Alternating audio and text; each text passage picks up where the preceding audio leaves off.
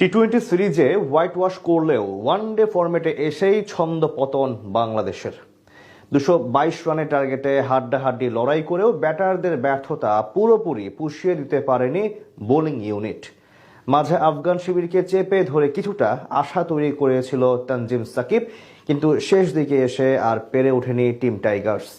বাংলাদেশের এমন পরাজয় নিয়ে বাকিটা জানবো রিপোর্টে। টি-20 ফরম্যাটে দারুণ সময় কাটালেও আজ অধিনায়ক মেহেদী হাসান মিরাজের একাদশে জায়গা হয়নি মুস্তাফিজুর রহমানের। আবুধাবি ক্রিকেট স্টেডিয়ামে এদিন টসে জিতে আগে ব্যাটিং করার সিদ্ধান্ত নেয় বাংলাদেশ। টাইগারদের হয়ে অভিষেক হয় আলোচিত ব্যাটার সাইফ হাসানের। তানজিদ তামিমকে সাথে নিয়ে এদিন তিনিই আসেন ইনিংস শুরু করতে। দুজন মিলে বেশ ভালোভাবেই সামাল দিচ্ছিলেন আফগান বোলারদের, কিন্তু সেই অ্যাপ্রোচ বেশিক্ষণ ধরে রাখতে পারেননি তারা। চতুর্থ ওভারে আজমতুল্লাহ ওমর জাইয়ের বলে উইকেটের পেছনে ক্যাচ দিয়ে বিদায় নেন বাঁহাতি তানজিদ তামিম। তার কাছ থেকে আসে 10 বলে মাত্র 10 রান। প্রায় 2 মাস পর জাতীয় দলের হয়ে আন্তর্জাতিক ম্যাচ খেলতে নেমে বেশিক্ষণ টিকতে পারেননি নাজমুল হোসেন শান্ত।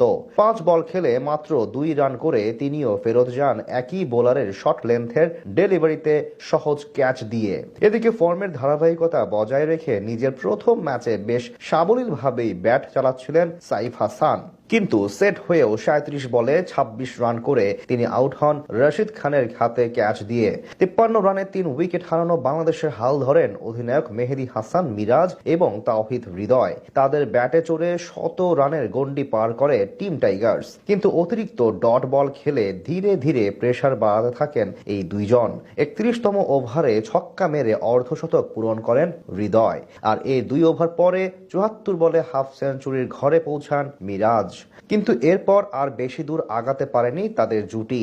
36তম ওভারে রান আউটের ভুল বোঝাবুঝিতে কাটা পড়েন 56 করা তাওহিদ, যার পর থেকেই ব্যাটিং ধস নামে টাইগার ব্যাটিং অর্ডারে। খানিক পরে রশিদ খানের স্পিন ফাঁদে পড়ে বিদায় নেন মিরাজ। তার কাছ থেকে আসে 87 বলে 60 রান।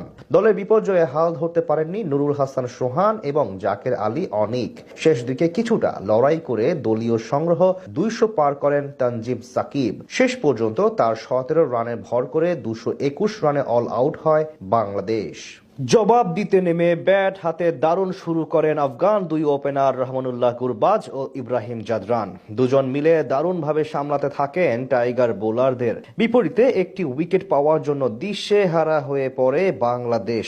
10ম ওভারে এসে সেই কাঙ্ক্ষিত সাফল্য এনে দেন তানভীর ইসলাম। তার বলে সামনে বেড়ে খেলতে গিয়ে স্ট্যাম্পিং এর শিকার বনে সাজঘরে ফেরেন 25 বলে 23 রান করা ইব্রাহিম জাদরান। খানিক পরে সিদ্দিকুল্লাহ আতালকে বিদায় করে দলকে ম্যাচে ফেরান তানজিম সাকিব। যদিও